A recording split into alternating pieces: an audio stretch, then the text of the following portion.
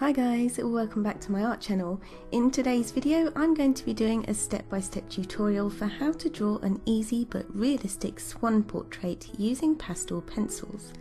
I've been using my pastel pencils recently to draw a portrait for a commission, and it gave me the idea to show you a few of the techniques I use for layering and blending pastels. I'm also going to show you how I tackle both small and large areas to help you create a realistic animal portrait. I'm not an expert and this is just the way I do things, but I hope you find it helpful and enjoy the video. I'm going to be using this reference photo from Amy Howard's May Art Challenge on her Facebook page, and I'll put links to that and her channel below, so go and check them out. I'll also list below all the art supplies I'll be using today, but you don't have to have exactly the same ones as me, it's just there if you're interested. So let's jump into the first step, which is to transfer a sketch of your animal onto your pastel paper. For this swan portrait I'm using Pastelmat paper, and I've chosen the dark grey colour to help make the swan's white feathers stand out. I've also pre-sharpened a couple of the pencils I know I'm going to need, and for this I use my Derwent Superpoint sharpener. This works really well on these Carbothello pastel pencils, but it won't work on all brands as the softer ones can tend to break. For these you may need to use a sandpaper block or a craft tool instead. Now it's time for step 2, which is to start adding colour, and I'm going to start on the swan's bill on the left hand side of my paper. I'm right-handed, so I like to work left to right to avoid my hands smudging my work. I also use a piece of glassine paper or tracing paper under my hand as well. I'm starting with a mid-orange coloured pastel for the first layer, and I'll build darker colours on top of this.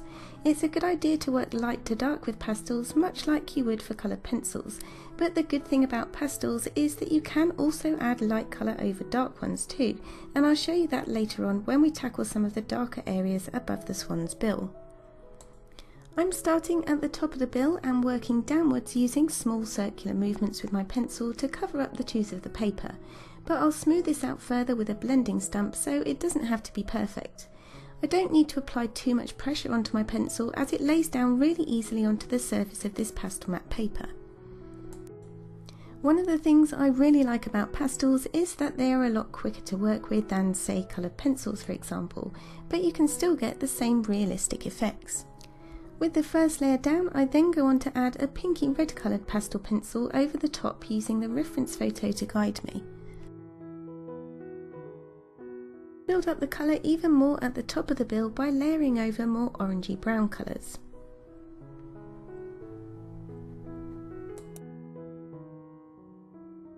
I also add some of the burnt sienna colour to the left hand edge of the bill. I'm constantly checking back with my reference photo and decide at this point that I need to lighten the right hand edge of the bill using a sharp white pastel pencil. Here you can really see how easily and effectively that white pencil lays down over the bright orange bill colour. This is a real advantage and makes pastel pencils a really great medium for beginners. It means you have the flexibility to lighten or darken previous layers really easily should you want to change something. Notice too how much that white stands out against the dark grey paper. I'm going to start adding the darkest colours on the bill next and test out a blue and a dark grey colour before finishing up with a narrow band of white pencil, which I draw in carefully underneath the orange and directly onto the grey paper. Now I've added a few layers of pastel, the next step is to blend. I'm using a paper stump or tortillon for this as it gives me a good degree of control and precision, but if you don't have these you can use tissue, cotton buds or even your finger. Some of the pastel pencil does get picked up on the paper stump, but it's a really good way to smooth out your colours and cover up the tooth of the paper. You can always go back over with more pencil layers to increase the intensity again if you want to. To prevent darker colours covering light ones, I try to blend from my light colours into my dark ones rather than the other way round. I use my sandpaper block, or you can use a separate piece of scrap paper to clean off the paper stump before blending new colours. With the first layers applied and blended, I can now build on that and start off at the tip of the bill by applying a bit of purple and blending this into the orange area. I then move my attention back to the top of the bill and intensify the colour here by layering over some lighter orange.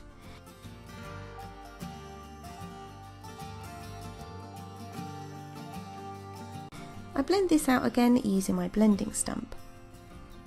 Next, I layer over some mauve pencil to the end of the bill area and start to work in some darker colour on the tip. I blend this out with a smaller blending stump and add a little more of the white pencil here too. I also darken up the area at the top of the bill using a darker brown. Now it's time to add in my black pastel pencil. Again, I make sure it's got a nice sharp point so I can accurately draw the fine line up against the white pencil.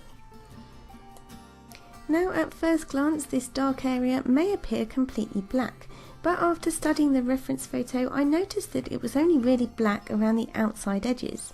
The inner part was actually more dark grey. I blended this layer out and added a bit of detail to the water droplet on the swan's bill.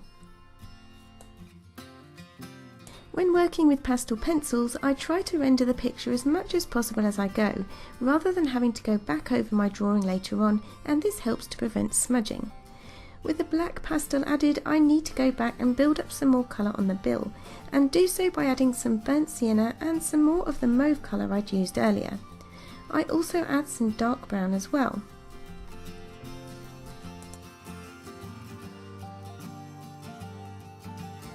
To finish the bill off, I want to add a bit more red.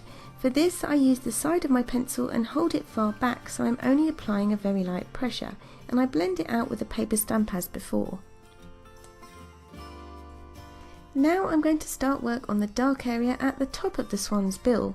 This area I've discovered is called the knob, so I've learnt something new today. I'm working in circular motions again and continue up to the swan's eye. I'm adding another layer of darker grey all over this, again using circular movements, and then blend with my blending stump. For the swan's eye, I mark in the outline of the eyelids and the highlight using a sharp white pastel pencil. I can then fill in the pupil with a black pencil.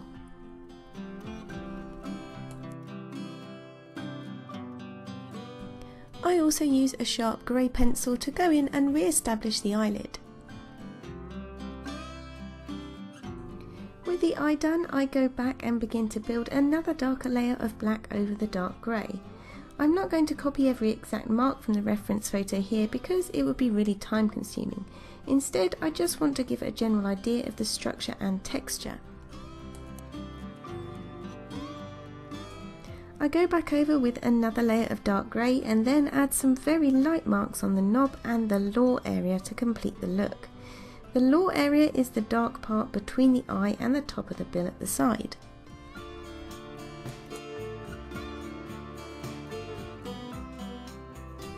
For the next part of the drawing and the next step, I'm going to start on the white feathers, working from the top of the swan's head, round the side of his face and down his neck, and I'm going to be using a few different methods for these areas.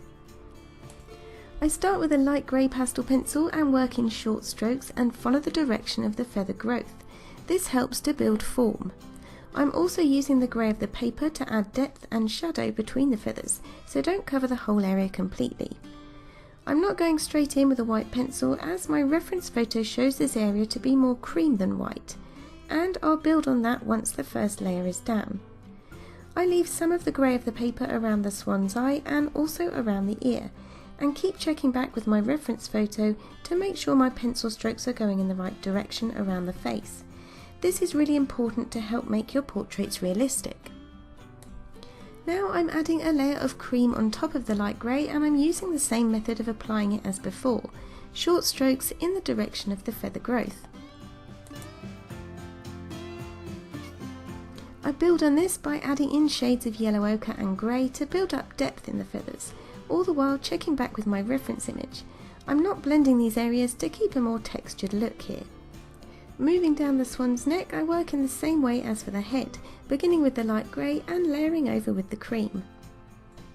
I add in a browner shade for the darker shadow area on the left side of the neck, but I'm still applying it in the same way as before, alternating between the light grey, the cream and the yellow ochre, working in layers. With these base layers down, I switch up to a darker grey pastel pencil to add further definition to some of the feathers underneath the swan's head and neck. There are quite a lot of different colours and details in this area, so to make it easier I work on a small section at a time, and I try to look at the shapes that are formed within these sections so I don't get confused. Now the next step before I go any further is to draw in the much brighter white feathers on the duck's body. I start by using my white pastel pencil to draw around the swan's bill. I also use this pencil to add highlights to the right side of the neck.